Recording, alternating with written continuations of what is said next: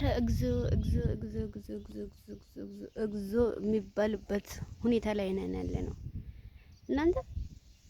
እግዚአብሔር ግን ኢትዮጵያ እንዴት ነው የሚወዳት? እውነቴን እኮ ነው። አረ በስመ አብ እናንተ። አረ እኔ እንግዲህ ስም አልጠራም ቸሩ መድኃኒዓለም ያውቀዋልና ማለት ነው። ቆይ ግን እግዚአብሔር ለምንድን ነው ወደዚች ቦታ ይላካችሁ? አሁን አለሁበት ቦታ ለምንድን ነው? ራሳችሁን ጠይቁ እስቲ። እናንተ በምታደርጉት ትብትብ እኮ ነው እኛ አሁን እየተሰቃየን ያለ ነው። ብዙ ሰዎች እሺ እግዚአብሔር ይመስገን እኔ ከነበረብኝ ደዌ ሙሉ በሙሉ ተፈውሻለሁ። ክብር ለመድኃኒዓለም።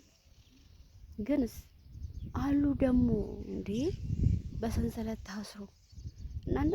እኔ ስም አልጠራም ግን እራሳችሁን ታውቃላችሁ።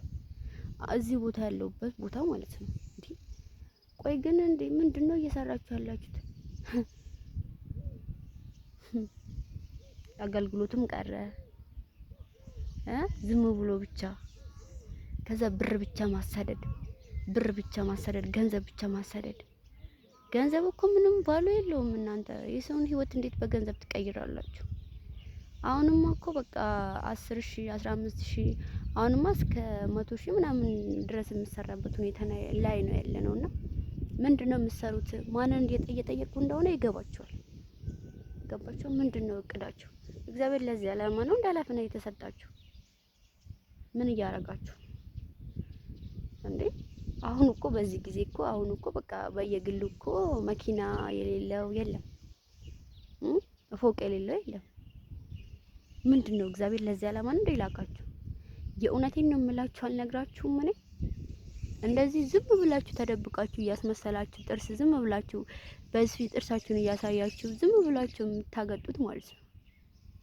አንድ ቀን እግዚአብሔር ፍርዱን ይሰጣል። ፍርዱን ጠብቁ። አንድ ቀን ሳታስቡ ፍርዱን ጠብቁ። ምድረ ስታሳዝኑ፣ እኔም ማዝኑ ለእናንተ ነው። ገባችሁ አይደል? በየቦታማ በሰንሰለት ታስሮ ያሉት ወጣቶች እንግዲህ እግዚአብሔር ስለሚወዳቸው ሊያድናቸው ስለፈለገ በቤቱ ጠራቸው።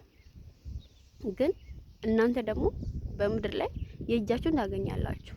እስከ መቼ ድረስ ነው የሰው ልጅ በእንደዚህ አይነት ነገር እየተበተበ የሰውን ህይወት እያመሰቃቀላችሁ የምትኖሩት? እናንተስ እስከ መቼ ድረስ ነው የፈለጋችሁትን ነገር እየለበሳችሁ፣ የፈለጋችሁትን ነገር እየጠጣችሁ፣ የፈለጋችሁትን ነገር እያደረጋችሁ ልጆቻችሁን የትም ቦታ እየወሰዳችሁ እያስተማራችሁ፣ ድሀ ደግሞ እዚህ እንባ ደም እያለቀሰ ደም እያስለቀሳችሁ?